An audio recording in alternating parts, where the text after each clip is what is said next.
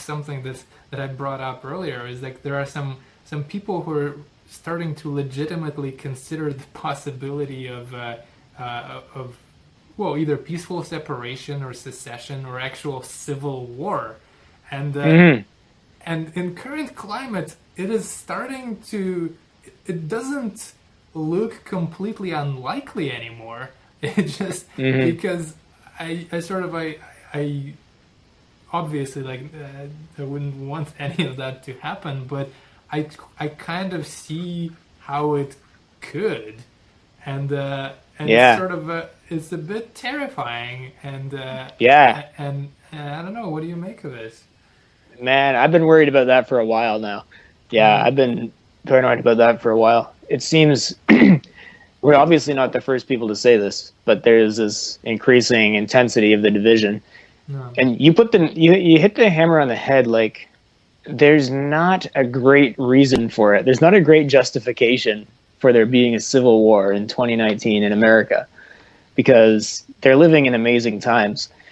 There's problems economically, but they're they're improving. They're on the up and up since the 2008 collapse. I've always felt like justice wasn't really done there. Like there wasn't a good enough rehaul of the banking system or any kind of accountability for the yeah, bankers that caused that to happen. And I can understand why there'd be lingering anger about that.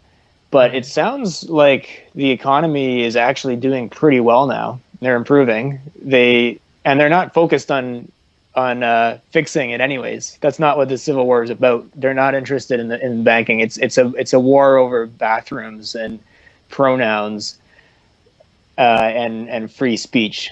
So those are don't seem to me like reasonable reasons to rip your country apart yeah. Well, and to end up having people die and such, which is what happens in a civil war.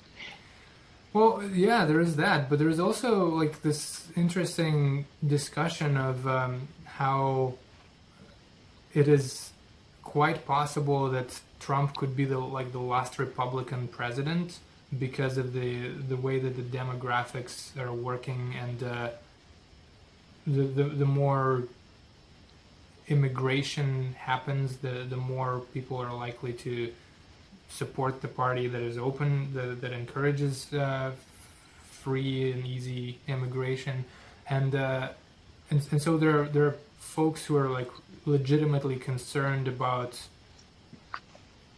not having a say anymore, and and I think it also happens to be the case that those are the folks with the most guns, and Mm-hmm. and I think that is definitely, well, like I mean, it's certainly troublesome, right? And I'm not entirely sure what's the right um, approach to dealing with something like that. Um, but yeah, it Yeah. Well, exactly. If you suppress a certain group of people, then they're going to respond angrily and potentially violently. And it seems to me that this is not so much left versus right as it is city versus country and educated classes versus like working class and rural. And those are the latter would be the group who voted more for Donald Trump. And they're still going to be there. And if you, yes, if they feel like they're not being heard and the cities have taken over their policy directions, then that could be a basis for a civil war, absolutely. But I don't think Trump's the last Republican president, though, because I think there's the absurdity of some of the stuff that we've talked about from like the far left, hmm. which is more and more the mainstream left. The absurdity of it all, the direction it's going, it will have to provoke a backlash at some point because people can't digest that level of absurdity forever. I would not imagine. And there are indications that apparently Gen Z is more conservative than the millennials, for example.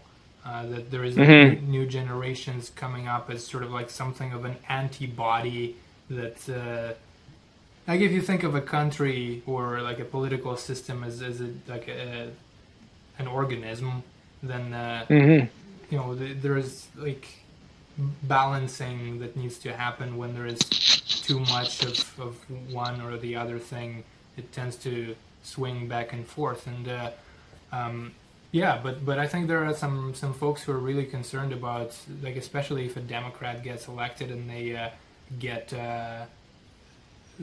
call off the Electoral College, which traditionally gives more power to the middle states, middle of the country, then that effectively would mean that future presidents will only need to campaign in like three or four cities, and nobody will ever care about what the flyover states have to say about any of it. And at that point, like it sort of starts to look a lot more like what happened during the Revolutionary War, where like the whole idea was taxation without representation. And so if you're not going to be represented, then why do you want to be a part of the system? And so I think there are some really valid concerns that people have there, and it's I really hope that these differences are not irreconcilable, because there's definitely some indications that the conversations that ought to happen aren't, and I hope that we can find a way to bridge that gap. Yeah, well said. Exactly. The conversations that need to happen are not happening. That's exactly right. In order to bridge the gap, I think Trump's going to win the next election. I think we're going to have 8 years of him, because I'm not seeing the Democrats putting together, other than some notable exceptions like Andrew Yang, who we've talked about. They're not putting forward the most reasonable people, nor the people who are going to be able to capture the public and their vote, everyday people. It seems to me like they're playing to the echo chambers of Twitter and social media. And so we already know that those echo chambers, they ramp up and elevate the most radical voices. And so they give you a distorted view of what people actually think. Right. But they're distorting the perceptions of the politicians as well. So they're playing to the most radical parts of the base with their views on policy and social justice and all of that. But that's not going to resonate with everyday people, actual voters. Most of these American elections, they go like 51 to 49%. They're super close. And so you can't just build a victory on the 8 or 10% of the population that's a rabid social justice warrior. You need to speak to real people. So it doesn't, to me, the trajectory looks like Trump's going to win again. That's definitely, what happens after that, I don't know. Yeah, that's definitely the direction that I'm seeing as well. But yeah, dog, who knows?